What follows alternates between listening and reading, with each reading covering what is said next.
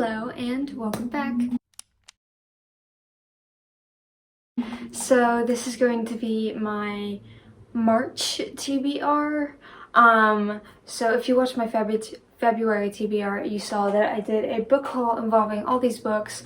Throughout February, I found like one to begin to read, and then with March, I'm kind of picking between other three, or at least what I should read along with the one that I've already read. So because I'm going over less books than February TBR, they're gonna be a bit more like descriptions of the books. It was kind of just like, I don't know what this book is about.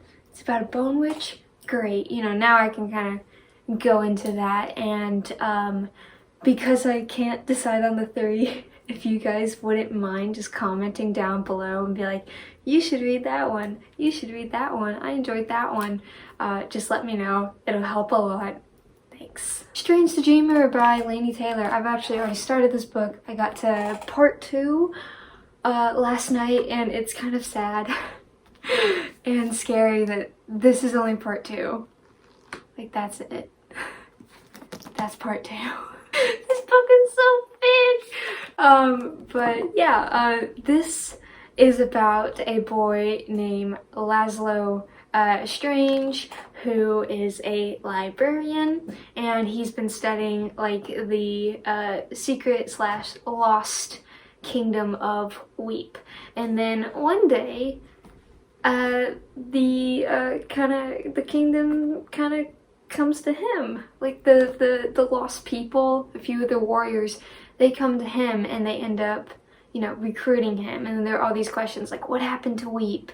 Why did it disappear? Stuff like that. I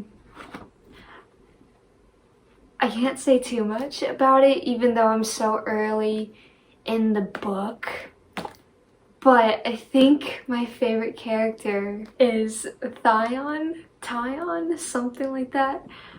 I really like this boy.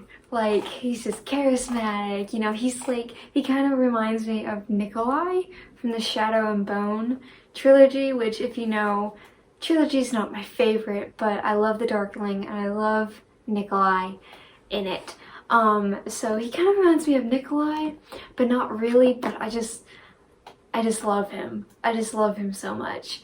But this writing, I can see what people are talking about. This writing is absolutely beautiful. Like, it kind of reminds me of Stephanie Garber's writing, who wrote the Caraval series, but with less similes. You know, it's very fittingly dreamlike, you know, it just flows all together. It's so pretty. And at first I didn't know how I was gonna like this, because you guys know me. I love dark fantasy. I love darker stories. I'm just like, do I want to read kind of a dark fantasy story that's written almost like poetry, that's kind of flowery? Do I want that? And it's actually really working to its advantage. And I can see why this book is so popular and so many people love it. I just can't wait to continue with it. Down to the Woods by MJ Arledge. This is the 8th book in the Helen Grace. Yeah, because Hide and Seek is the 6th. Love Me Not is it's the 8th book in the Detective Helen Grace series by MJ Arledge. I am actually listening to the audiobook this time around. Same issue with Love Me Not. I can't really find it in a bookstore. You know, it's just kind of not there, not easy to find or anything like that, even on the internet. So yeah, I'm just decided to listen to it on Audible, and they did change the person who reads it, the narrator. They did change narrators. I'm not entirely sure why. I just blanked on a name. I think it's like Sylvia or something, so I'll put it down there for you. But so far, I'm on chapter 32, I believe. And she's actually pretty good. I like her as the narrator. You know, no complaints here. The story is really grabbing my attention. I think I like it already just a bit more than Love Me Not. So I can see this really being like one of my favorites in his series. But essentially, a killer is releasing people into the woods, hunting them down, and then killing them. So I just like that premise. I don't know why, I'm not particularly sure, but that's just always been like an interesting premise to me. I forget who did it, but I swear that there was like an actual serial killer he was really rich, who captured people, put them on like his private island, and then just let them roam free, and then he would hunt them for like sport or something like that.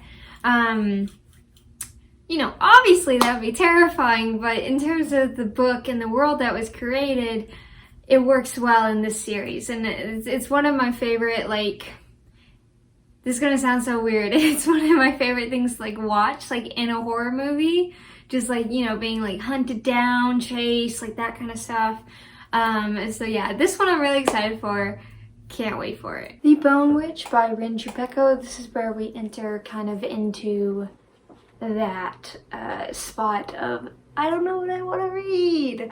I'm kind of out of my genre slump that I was in February, where I didn't know what genre I really wanted to read. I just know that I wanted to read.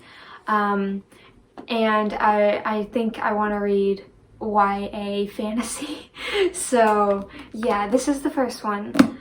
This one is about a girl named Taya, I believe, T or Taya. It's spelled like T, but I refuse to believe that a character's name is T, so I'm gonna call her Tia. But Tia is a bone witch, which is you know, a type of witch that can raise people from the dead. It's one of the elemental magics, I believe, in this magical system. She ends up raising her brother from the dead, and then they have to run away because there's like a dark force coming. The 8 kingdoms are on like the verge of war. This book, I believe, is one of the lower rated of the 3 picks, but it just interests me so much, and I love this cover. Honestly, I could go without the girl right there, but like, I just love this. I love the entire feel of like the entire series. But yeah, this interests me. It seems like dark magic, you know, kind of politics come into play, and you guys know me, I love politics, so I'm all for that. But yeah, this is also the shortest book of the 3, so I'm inclined to do that, since Strange Dreamer is huge, very huge, extremely huge. So, Fury Born by Claire Legrand. This is the second book of my pick, obviously. So this one actually takes place in 2 separate timelines, 1,000 years apart. The first timeline is following Raelle, and she actually reveals herself to be a, was it Sun Queen? Sun Queen.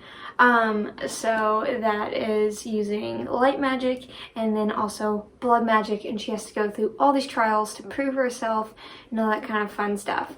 And then in the second timeline, Elena, she is a bounty hunter for the queen, and then one day her mother goes missing, so she has to join together with, like, I believe it's a captain, like a rebel captain, and then discovering evil. So these two timelines somehow parallel one another and actually relate. The one thing that I've kind of heard about this book, I've heard it's really good, but I've also kind of heard that I think it's Raelle's story that people kind of find like annoying, or they find the character annoying, but they like Elena a bit more. So that's like one thing, but like it still sounds interesting, you know. I feel like even if I don't like her character that much, the trials and the powers and stuff will still grab my attention. And I know I mentioned this before, but this cover is just absolutely beautiful though.